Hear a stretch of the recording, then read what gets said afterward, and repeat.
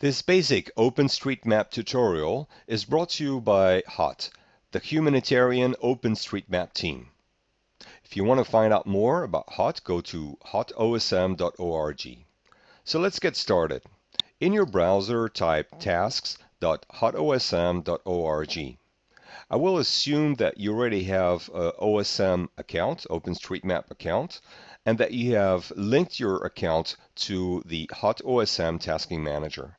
If that is not the case, look at the footnotes of this video and I will put a link to a tutorial on how to create an account. So when you're in the Tasking Manager, you're presented with a number of tasks. Some of those tasks are for experienced mappers.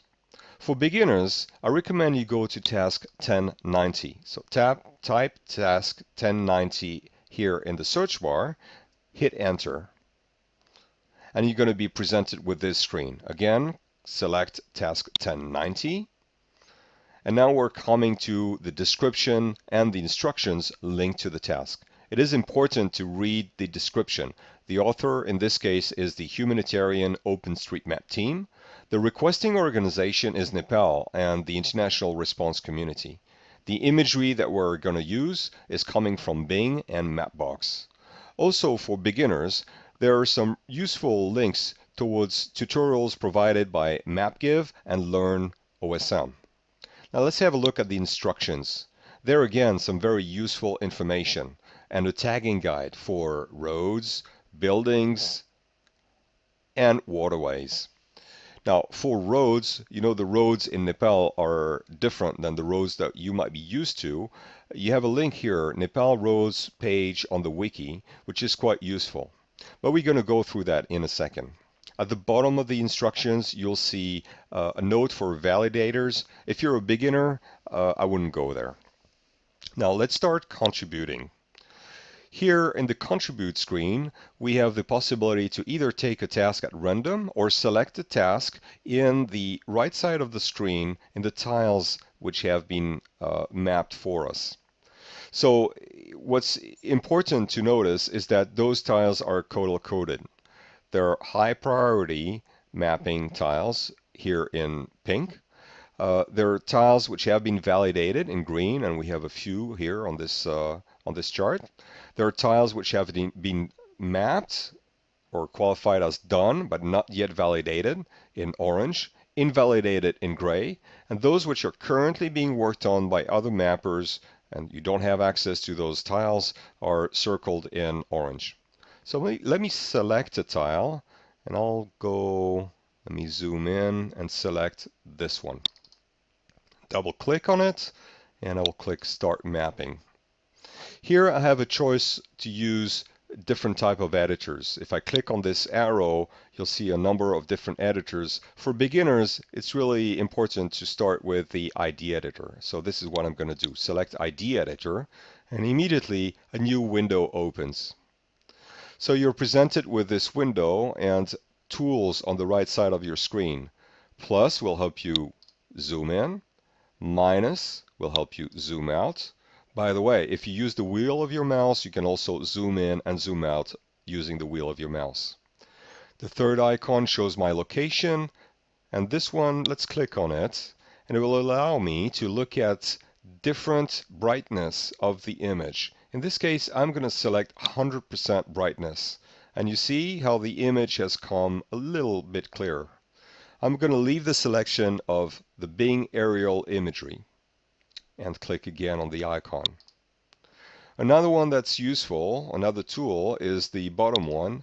This will provide you more information about the different tasks that we can do during our mapping exercise. There's also a very useful walkthrough that you can click on. So we're not going to do that now. I'm going to navigate through my tile and focus on this area. I'm going to zoom in with the wheel of my mouse and look at what we have here. So some mappers have already started mapping this area. So let's click on this orange line, and on the left side of the screen I can see that this was defined as a secondary road. Let's look at this yellow area. I'm going to click on the edge of the area and look at the left side of the screen. This is a residential area. Okay, I'm going to click outside of the area which I have selected, and with the wheel of my mouse, I'm going to zoom in.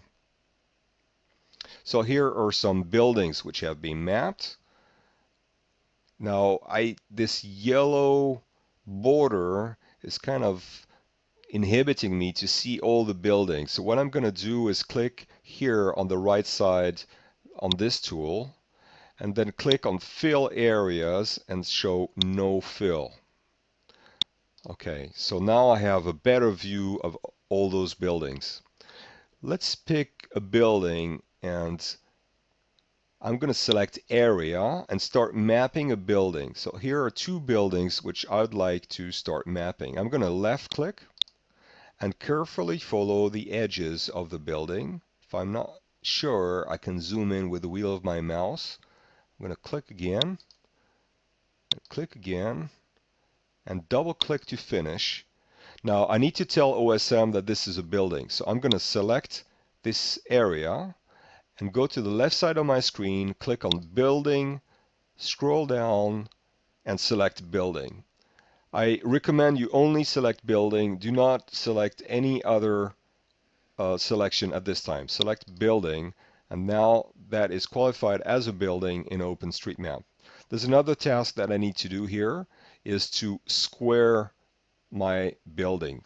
Buildings are square or rectangle, and here I have an icon on the right side. I will let you discover the other icons and what they help you do, but in this case I want to square the corner of my area, and here it is now squared. I want to map this other building, so I'm going to zoom in, select Area, and carefully map the edges of this other building without touching the first building which I have mapped. This is very important. So I go to the edges here, then I'm going to go up a bit, double click to finish, select building on the left side of my screen. Now that's a building. I'm going to go back to my area, left click on it, and square it. If I zoom in, I see that those two, I'm going to click outside of my area, those two are not connected, and that's exactly what I want. Okay, I'm going to zoom back out, and I want to look at the area that has been mapped by a previous mapper. Let me click on it to select it. I see some houses outside of this residential area. So I'm going to take this dot and bring it out a little bit so that I have my residential area that goes around those buildings. Let's map another residential area. Let me move up a bit, and I see some houses here.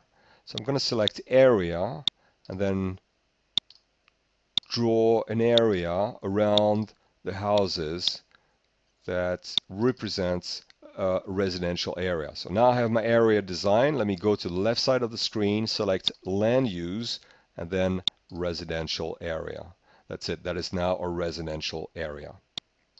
So we need to map buildings, square them, not connect them together, and we need to map residential areas.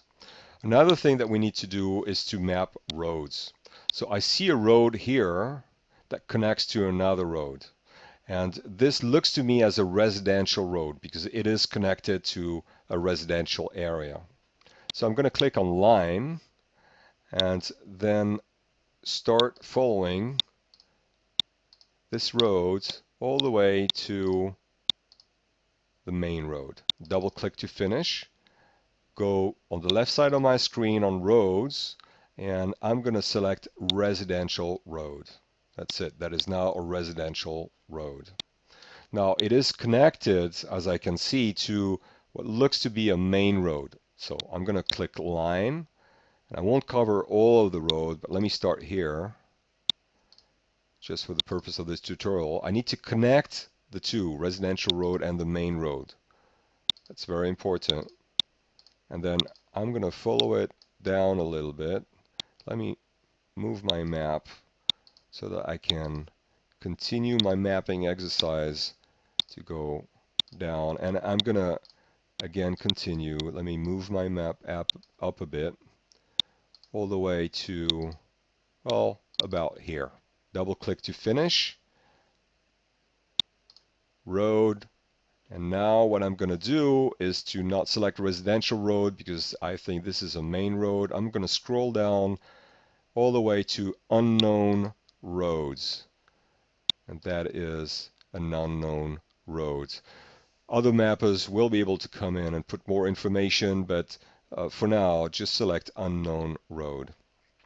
Okay, I see what looks to be a track that goes here in the woods. So I'm going to select line and connect the road which I've just mapped to what I'm going to qualify as a map. So let me go up in the woods a little bit.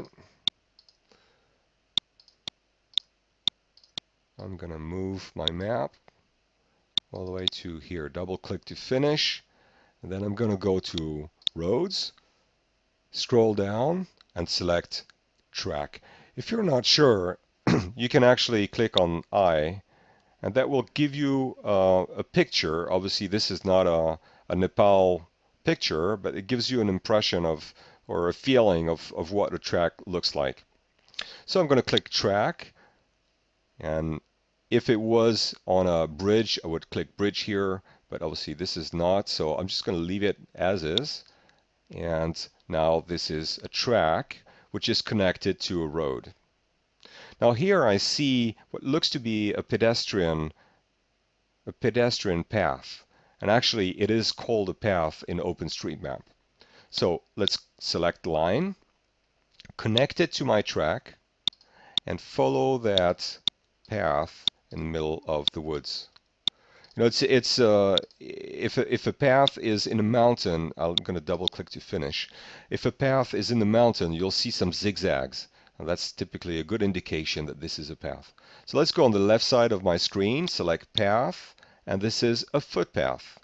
Click on a footpath, and there again, if it was a bridge, I would click bridge here, but obviously this is not, so I'm just going to leave it as footpath and click on footpath again. All right, so we've learned how to map buildings, residential areas. If you recall, residential road, a road, if I scroll down, a path, tracks, and a path, and they're all interconnected. That's really important because people on the ground will be using those network of roads, paths, and tracks to navigate. Okay, to finish up, I need to hit save, and then on the left side of my screen to hit save again. Do not forget that in order for other mappers to be able to come into this tile, you have to go back to the tasking manager and click unlock. That's it. You're done. I hope this was useful, and I wish you a lot of fun in mapping your task.